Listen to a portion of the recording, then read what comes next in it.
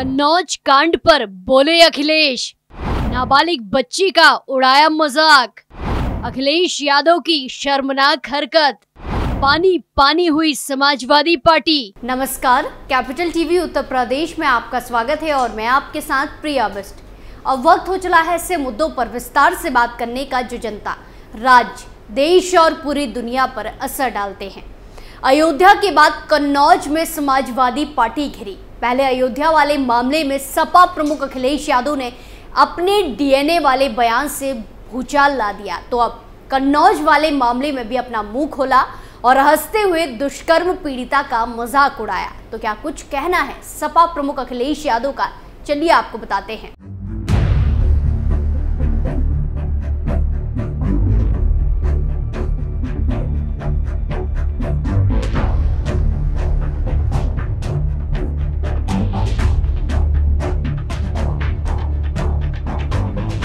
नवाब सिंह यादव की मुश्किलें लगातार बढ़ती ही जा रही हैं। जैसे ही नवाब सिंह यादव का नाम नाबालिग से दुष्कर्म के आरोप में सामने आया तो उसकी सारी क्राइम कुंडली खुल गई।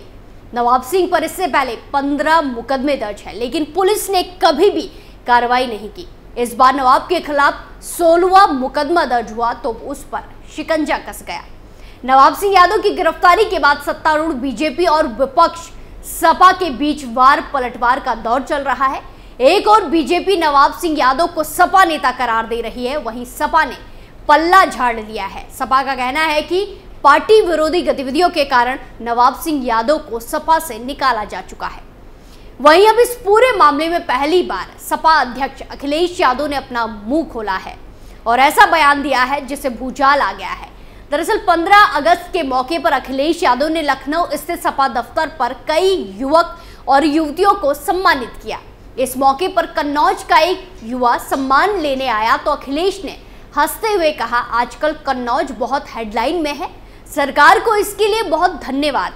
अखिलेश ने आगे इशारों में नवाब सिंह यादव का नाम लिए बिना कहा कि सोचिए, उस शख्स का डीएम और एसपी सम्मान कर रहे हैं और बीजेपी वाले मिले हुए हैं कहीं ना कहीं।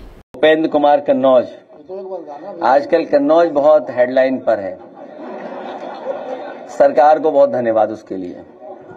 सोचिए आप, डीएम एसपी सम्मान भी कर रहे हैं और बीजेपी वाले मिले हुए हैं कहीं ना कहीं।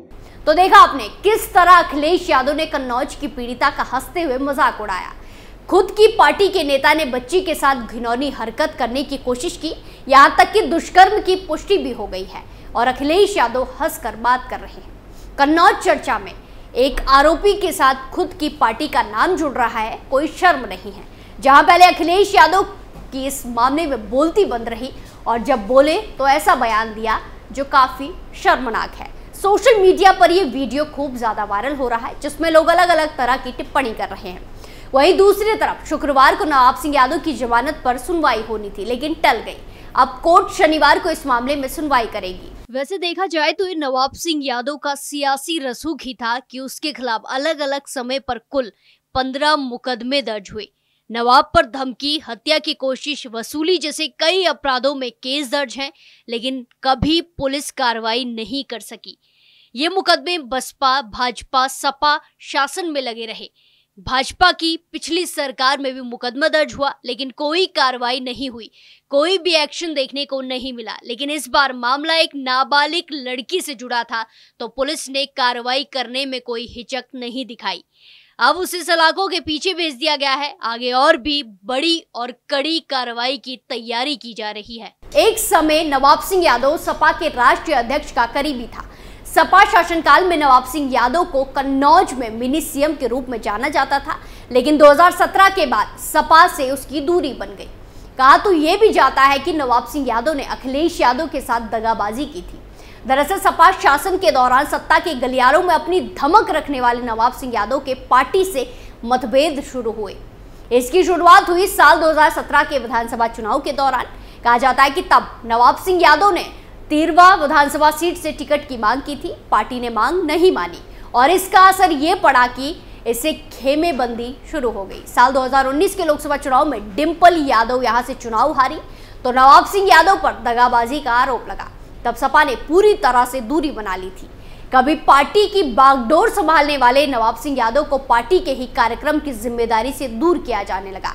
इसके बावजूद नवाब सिंह यादव पार्टी का झंडा उठाकर जनहित के मुद्दे पर धरना प्रदर्शन करता रहा। इसी बीच 2024 के लोकसभा चुनाव के दौरान जब खुद अखिलेश यादव ने यहां से दावेदारी की तो नवाब सिंह यादव ने उनके प्रचार किया।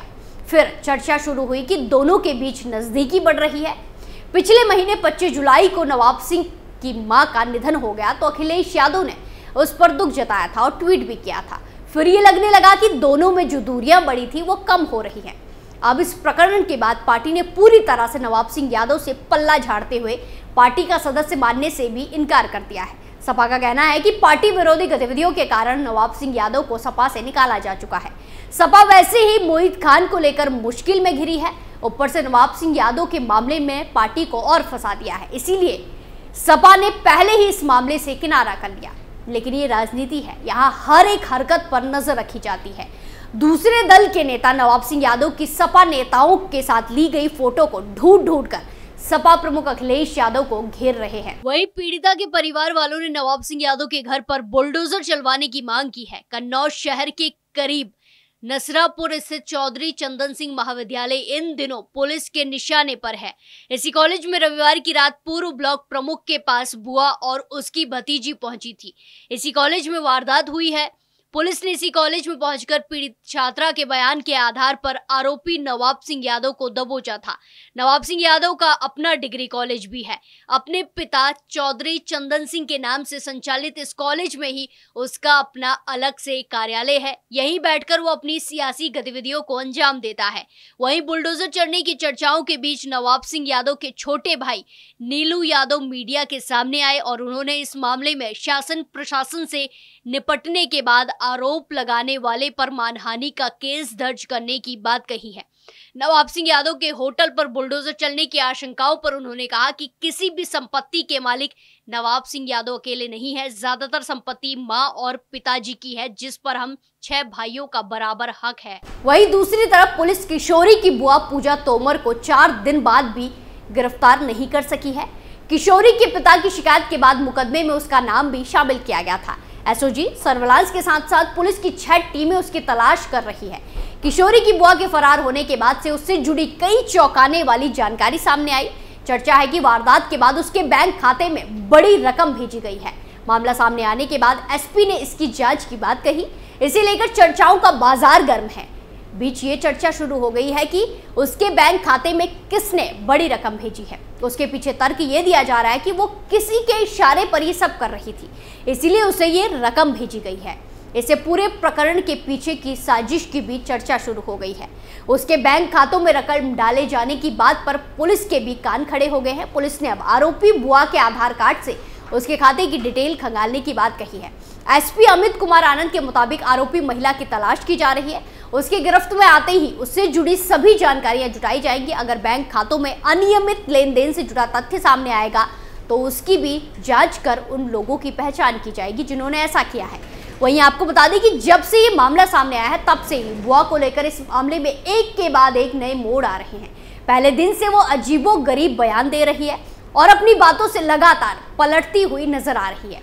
जब ये मामला सामने आया, घटना के दूसरे दिन पीड़ित लड़की की बुआ के एक बयान ने हड़कंप मचा दिया।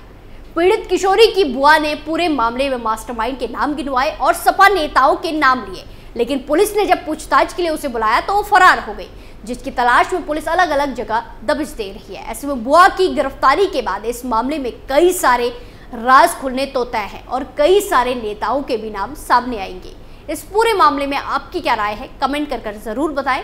स्पेशल स्टोरी में आज के लिए इतना ही, फिर पेश होंगे नए मुद्दे के साथ। बाकी तमाम खबरों के लिए देखते रहिए कैपिटल टीवी उत्तर प्रदेश। नमस्कार।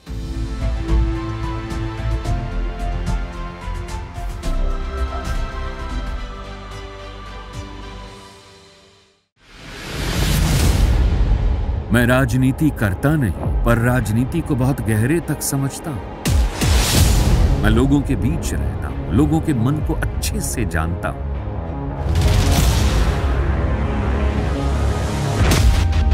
पब्लिक और पॉलिटिक्स की हर नब्ज को खूब पहचानता हूं।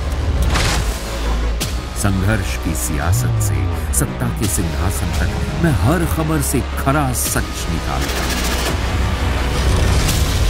ना कोई दौड़, ना कोई race. Capital TV, Uttar Pradesh.